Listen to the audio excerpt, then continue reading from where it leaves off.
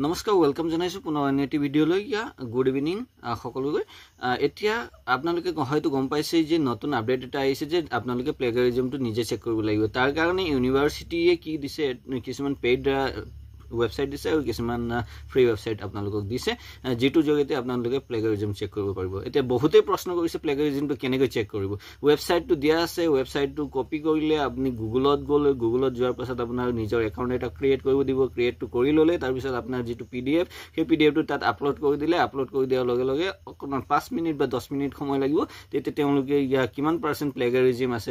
সিমিলাৰিটি কিমান আছে সেই প্লেগাৰিজম ৰিপৰ্টটো তেওঁলোকে দি দিয়ে এটো আপুনি ডাউনলোড কৰিব পাৰিব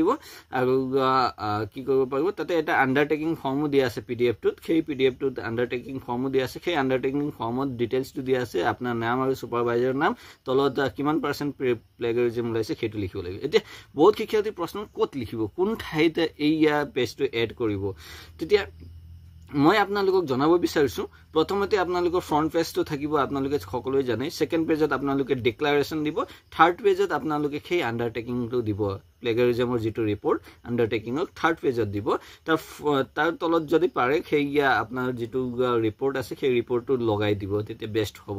4 নম্বৰতে আপোনালোকে সুপাৰভাইজাৰ সাৰ্টিফিকেট দিলে 5 নম্বৰতে একনলেজমেন্ট 6 নম্বৰতে এবষ্ট্ৰেক্ট আৰু 7 নম্বৰতে টেবল অফ কন্টেন্টস মানে কি হয় আপোনালোকে যেটো ডিজাৰ্টেশন লিখিবলৈ গৈ আছে যেটো ডিজাৰ্টেশন আপোনালোকে লিখিব সেই ডিজাৰ্টেশনটো লিখাৰ পূৰ্বে ইন্ট্ৰোডাকশনটো ষ্টাৰ্ট হোৱাৰ আগতে আপোনালোকৰ 7টা পইণ্ট আপোনালোকে লিখিব লাগিব আগতে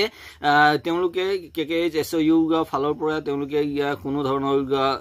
মানে ডিৰেকশন দিয়া নাছিল যে ষ্টুডেন্টছে নিজে প্লেগাৰিজম চেক কৰিব বুলি কিন্তু পাছতীয়াকে তেওঁলোকে এটা পিডিএফ তেওঁলোকে প্ৰভাইড কৰি দিলে পিডিএফটো দি দিলে যাৰ জৰিয়তে শিক্ষাৰ্থীয়ে যিসকল লাৰ্নাৰ আছে লাৰ্নাৰ সকলে তেওঁলোকে নিজে প্লেগাৰিজমটো চেক কৰি তাৰ ৰিপৰ্টটো তাত আন্ডাৰটেকিংত দিব লাগিব আৰু পাৰিলে সেই যেটো ৰিপৰ্ট তেওঁলোকে পাইছে সেইটো পিডিএফ বা স্ক্ৰিনশ্বটটো তেওঁলোকে আপলোড কৰিব লাগিব তেওঁলোকৰ ওয়েবসাইটত কেকেএইচএসইউ ওয়েবসাইট এটা আপোনালোকক দিছে যিসকলে তেওঁলোকৰ আন্ডাৰত কেকেএইচএসইউ আন্ডাৰত মাস্টাৰ্স কৰি আছে আৰু ফৰ্থ সেমত আছে ডিজাৰ্টেশন লিখি আছে তেওঁলোকে নিশ্চিতভাৱে এটা ওয়েবসাইট পাইছে সেই ওয়েবসাইটত আপোনালোকে আপলোড কৰিব লাগিব গতিকে ইমানখিনি জনাব আছিল ভিডিওটো ভাল লাগিলে আপোনালোকে লাইক কৰিব শেয়াৰ কৰিব কমেন্ট কৰিব বন্ধুবৰ্গৰ লগত শেয়াৰ কৰিব আৰু চেনেলটো সাবস্ক্ৰাইব কৰিবলৈ নাপাহৰিব আৰু যদি কিবা অসুবিধা হয় আপোনালোকে ডাইৰেক্ট মোক কন্টাক্ট কৰিব লাগিব মই ইয়াতে ডেসক্ৰিপচনত মোৰ নাম্বাৰটো দি দিম তাতে আপোনালোকে ডাইৰেক্ট WhatsApp কৰি আপোনালোকে ডিটেইলছটো জানিব পাৰিব থ্যাংক ইউ সো মাচ জয় অসম জয় ভাৰত